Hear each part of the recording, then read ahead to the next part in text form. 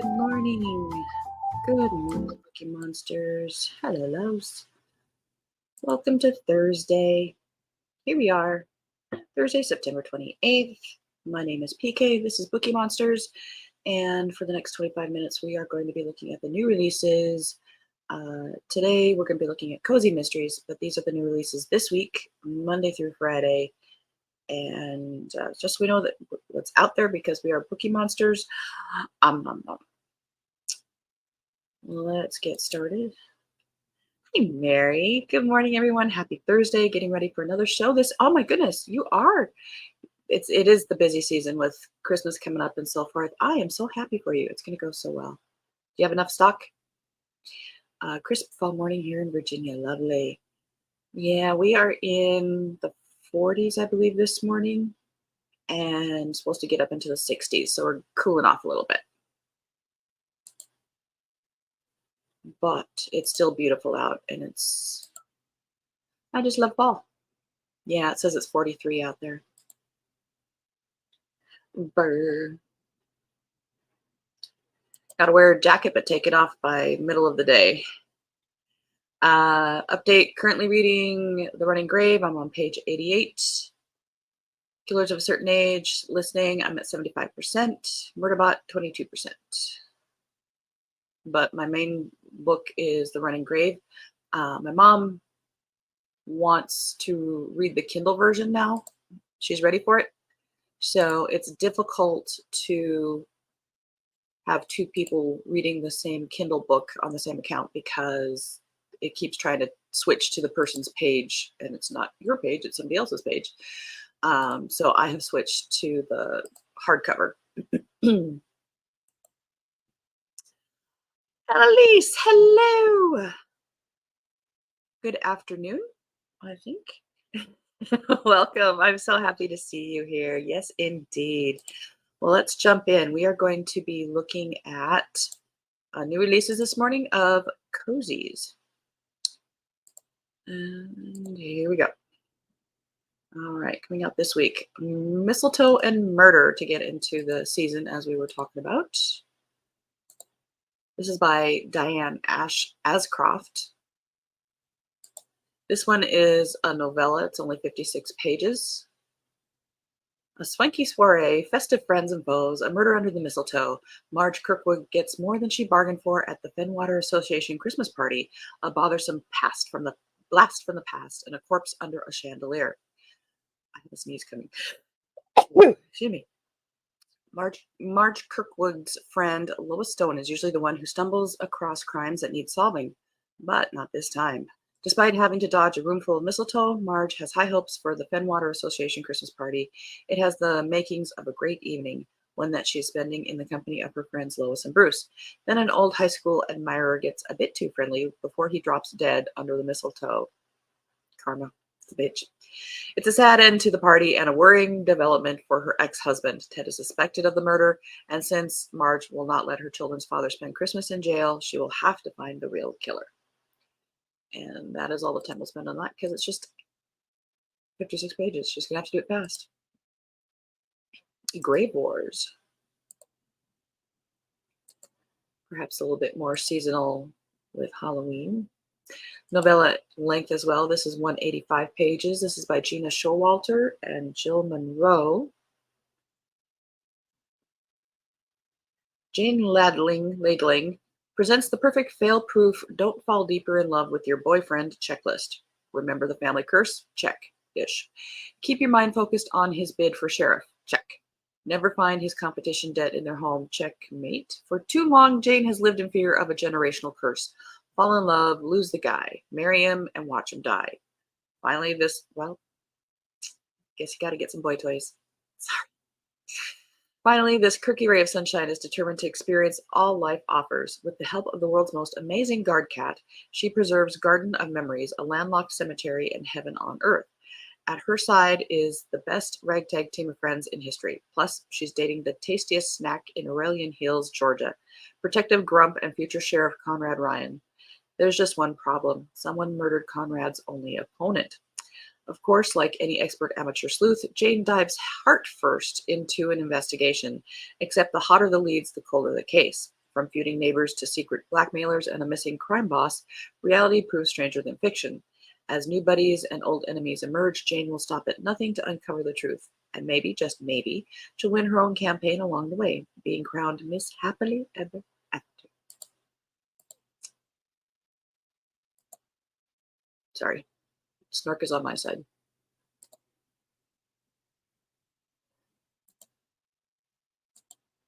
No wonder it's a novella. Yeah, we got an idea there. Fleshed out. Okay, I think these are a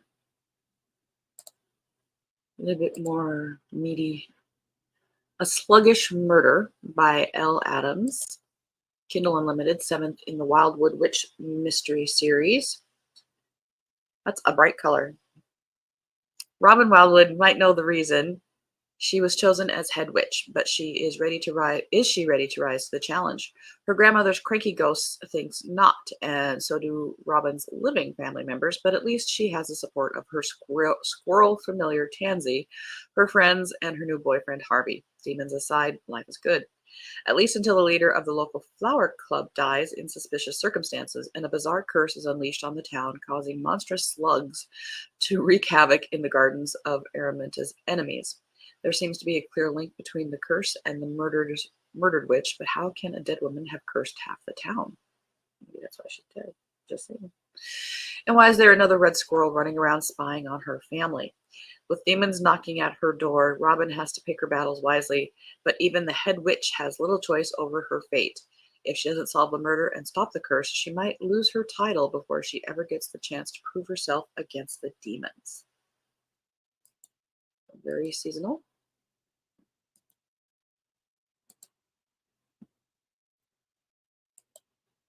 My corgis would like that book. Indeed. Kyo's stuffed critter here at home is a squirrel. Yes. Kittens, cupcakes, and kerfluffles. I'm not surprised this is a cozy. By Amity Allen, 4th in series. When corporate secrets meet country charm, murder becomes the ultimate business plan. Kelsey's idyllic farm is falling apart. The need for a serious injection of cash leads her to invite the higher-ups from a multi-level marketing company to her place for their annual retreat. Unfortunately, the company founder is allergic to the kittens. To make peace, Kelsey moves them to the barn, but on her way back, she trips over the body of the company hype man. His murder sets off a chain of shocking revelations, and a family's dark secrets are uncovered in the deadliest way possible. As suspects abound, Kelsey reprises the role of amateur detective to protect her friends and felines. With time running out and danger lurking around every corner, she must unmask the killer before her loved ones become the next casualties, and her farm's fate is sealed forever. Okay. The Cursed Keepsake Caper by Miranda Rose Barker. 61 pages. The streets are reasonably quiet in Moonlight Hollow. Dark clouds loomed in the sky, signaling an approaching storm. Eleanor was closing her shop when an abrupt gust of wind startled her, sending an eerie shiver down her spine. She had a feeling. It wasn't merely the approaching storm that unsettled her. There was something else, an inexplicable sensation gnawing at her senses. No one in town was ready for what was coming. Unleashed from an ancient spell, a powerful and dark entity has been set free, its release triggering a chain of events that set the wheels of fate in motion. In the blink of an eye, life in Moonlight Hollow could change forever. Embark on a riveting journey through engaging storytelling as the author skillfully weaves a tale brimming with nail-biting suspense. In only 61 pages.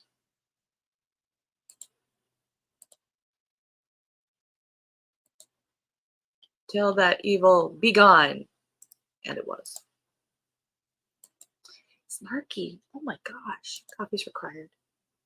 Halloween at the Haunted House by Cindy Bell. Excuse me. 5th book in series. There's a documentary special being filmed at a haunted B&B on Halloween, and the bakery gets a last-minute order to cater cupcakes for the crew and guests. Maddie is reluctant to deliver the sweet treats because when she was there as a child, she got the fright of her life. but she plucks up the courage to go when her friends and family offer to join her. Then things get complicated when a ferocious storm hits and they get stranded at the house. The place is frightening enough as it is, but it gets a whole lot scarier when a real dead body is found. But this isn't the first person to die there. With no help able to get to them and being stranded with the murderer, Maddie and her sleuthing sidekicks do their best to ignore some spooky happenings and try to find the killer. They uncover a web of lies and secrets they need to untangle in order to get to the truth. Will they find the murderer before the body count grows even more?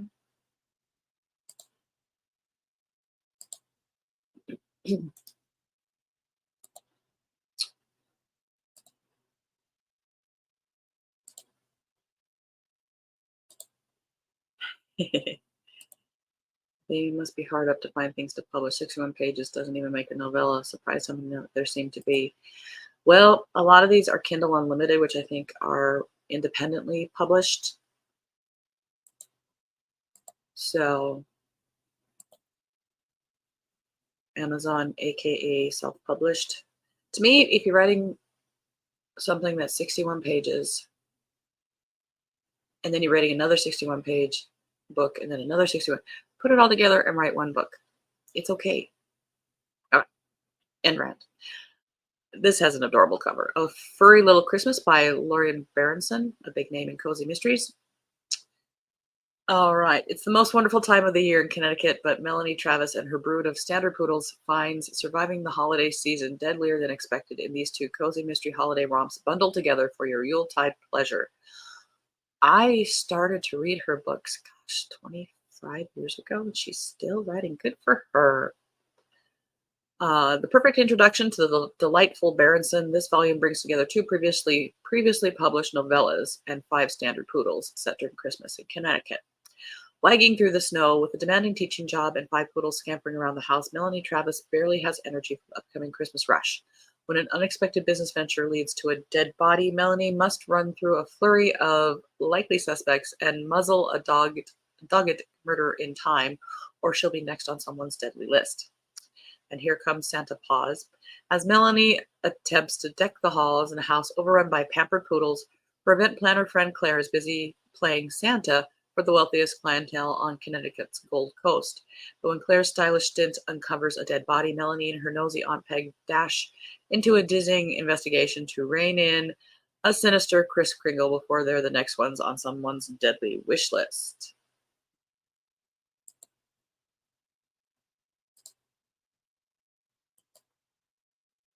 Halloween Hustle. I'm zipping through these because there's so many of them and our time goes by so fast. And another novella. Kelly Brackenhoff. Cassandra Sato always goes the extra mile for her job, even when pushed out of her comfort zone to join the Halloween Hustle 5K charity run. But when a training run takes an unexpected turn and a body is discovered, she finds out that small town conflict can be deadly. Cassandra and her friends are in a race against time to identify the killer. Can Cassandra put the pieces together before she's permanently disqualified?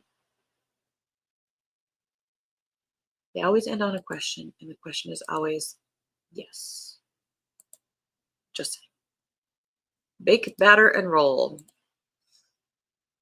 by Catherine Bruns.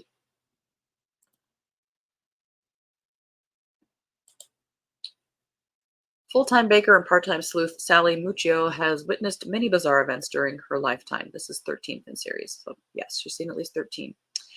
But one thing she never expected to see was her sensible grandmother on a dating show. Senior Moments, the popular reality TV dating show featuring the aged 65 and older, has come to cold Western New York, giving the mature community a chance to find their soulmate. In an attempt to keep peace with the cranky and cantankerous Nicoletta Gavelli, Sal's grandma Rosa agrees to become a contestant along with Mrs. Gavelli on the TV show. But things take an even weirder turn when the show's host, Smiley Jones, is found dead in Sal's bakery, beaten to death with her rolling pin. The last thing Sal wants or needs is to get involved in another murder, but she soon discovers that Smiley Jones' life wasn't all champagne and cookies, which is probably not good together. From an estranged wife with dollar signs blinding her vision to a dressing room full of debts, Smiley had many issues to keep him from grinning. Between the calamitous contestants and the stacks of suspects and the danger mounting, Sal is worried this one is one Hollywood production without a happy ending. Can Sal find his killer before she winds up battered as well? Recipes included.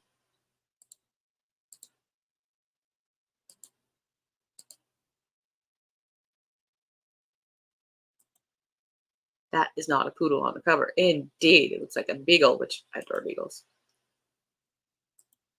Oh, could be. You know, they always hire the models, even in dogs. We already looked at Murder by Invitation only on Monday, and I actually have that one on my to be read. That one features the housekeeper of Agatha Christie, and it's actually quite good. Having a fudgy Christmas time, related to the candy coated mysteries. This is by Nancy Coco. Tis the season for fudge and sleuthing. Carol is looking forward to finishing plans for the Mackinac Island Senior Center's Christmas ball, but when she arrives at the center, she finds the door jimmied open and a dead man inside. The victim is a local senior who seems to have been sleeping in the center at night. But why? Although she promises Officer Rex Manning not to involve her book club in solving the mystery, Carol finds a way to fudge around that. Rallying her troop of silver-haired sleuths and with some support from Allie in between her batches of Christmas fudge, Carol sets out to discover which Grinch tried to steal this Christmas. All she wants from Santa is to get this case wrapped up with a bow.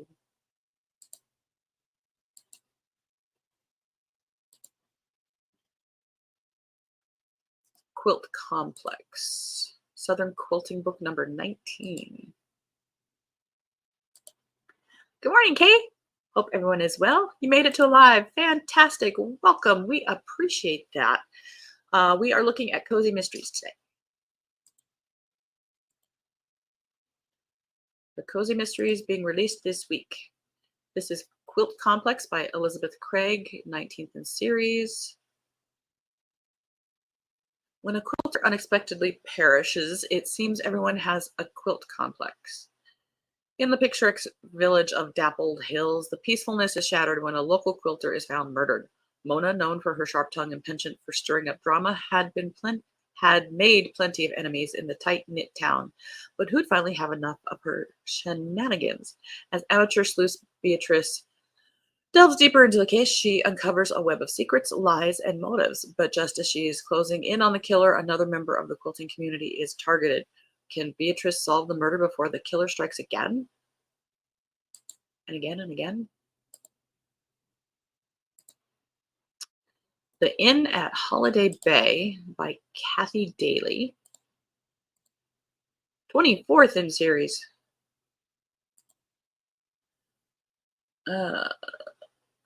After suffering a personal tragedy, Abby Sullivan buys a huge old seaside mansion she has never even seen, packs up her life in San Francisco, and moves to Holiday Bay, Maine, where she is adopted quite against her will by a huge Maine coon cat named Rufus, a drifter with her own tragic past named Georgia, and a giant dog with an inferiority complex named Ramos.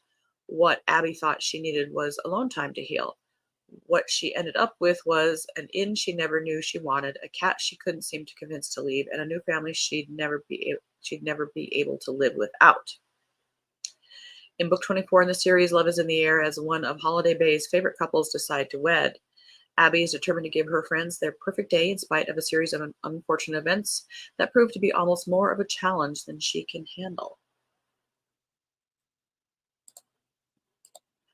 Don't see anything about a dead body. Ice Girls finished last by Reagan Davis.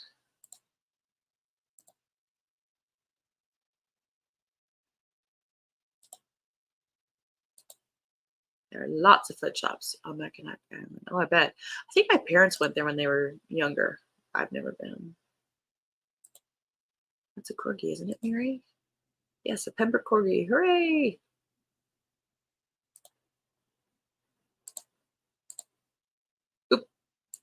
There we go. Oh, it's another novella.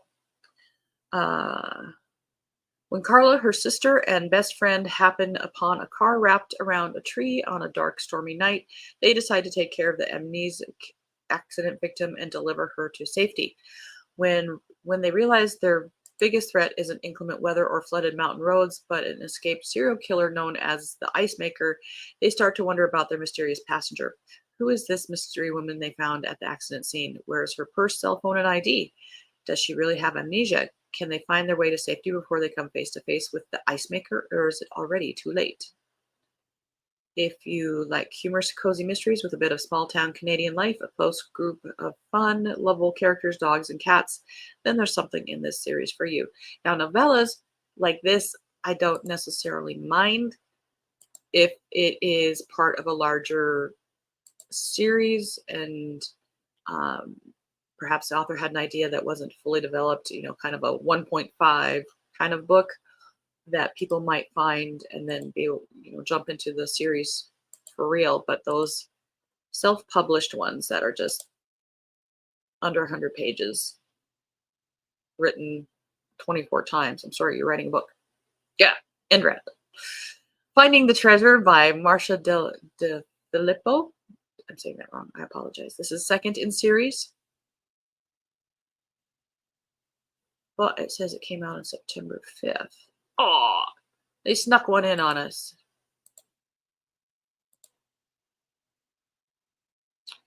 Death by Peppermint Cappuccino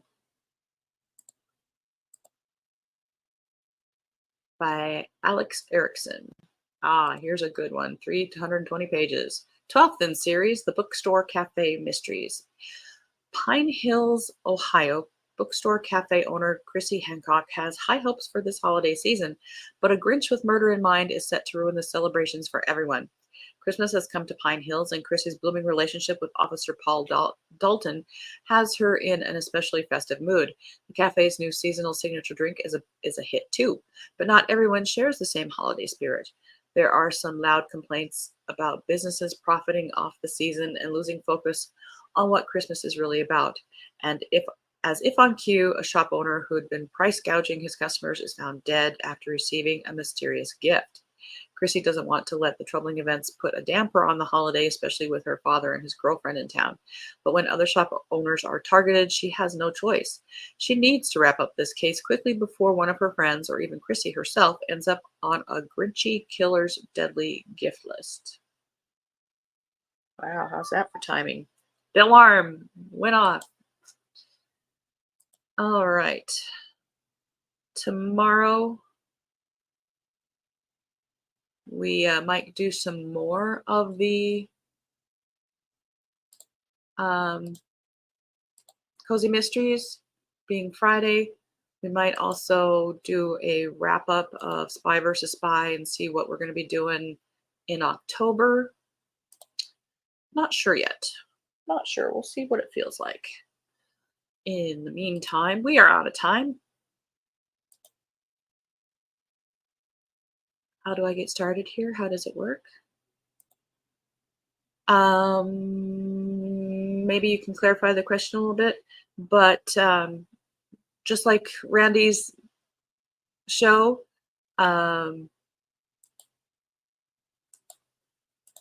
just show up Monday through Friday at this time, and then tonight we have reading sprints. And at least it's probably going to be too late for you. I'm sorry, but it'll be at 6:05 Mountain Time, 8:05 Eastern Time tonight for 2.5 hours. Bring your own book. We'll be reading for 2.5 hours, listening to some ambient music, and work on a hobby or meditate, whatever you want to do. If you want to, even if you want to tune in, Annalise, and close your eyes and fall asleep to it, that's okay too.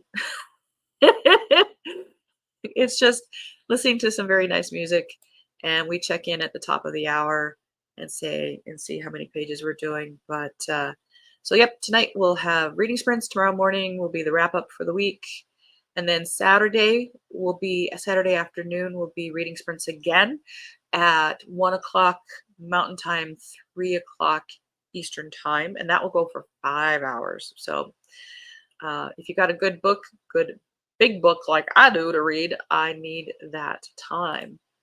What am I reading? I am reading. I always have time to tell you what I'm reading because I'm a bookie monster. Let me get to a page where you don't have so many ads and stuff here. Here we go. I'm listening to the audiobook of Killers of a Certain Age. I'm at about 75% on that, and that one's for Spy versus Spy September. And I'm reading Network Effect, the fifth book in the Murderbot series by Martha Wells. But the one I'm really focusing on is The Running Grave by Robert Galbraith, who is the pseudonym for J.K. Rowling. This is her Private Eye adult series. This is seventh in series and just came out on Tuesday, and it is 960 pages. So, and my mom has dibs on the Kindle version, so I'm reading the doorstop. But I am loving it. I mean, I like that series a lot, so it is worth it to me. It's just a big book. All right. Well, you guys have a good Thursday. I mentioned on the member show yesterday that it looks like we've hired a salesperson who will start on Monday. So hopefully life will get a little bit easier. But we'll see what happens. You never know anymore if they even show up. So we'll see. But everybody have a fabulous Thursday. Be safe. Be kind. Drink lots of water, as they say. Or in my case, I'll probably drink a lot of coffee. But as the banner says here, don't be a bookworm. Be a booking monster. Like, thank you, Kay. Be sure to tell people about us because the more the merrier, and we can maybe get some attention from YouTube, and maybe they'll I don't know, help us be seen a little bit more from there. But anyway, thank you so much for being here. Thank you if you're watching it on replay. That's okay too. I appreciate all of you. Have a good day. God bless. Bye bye.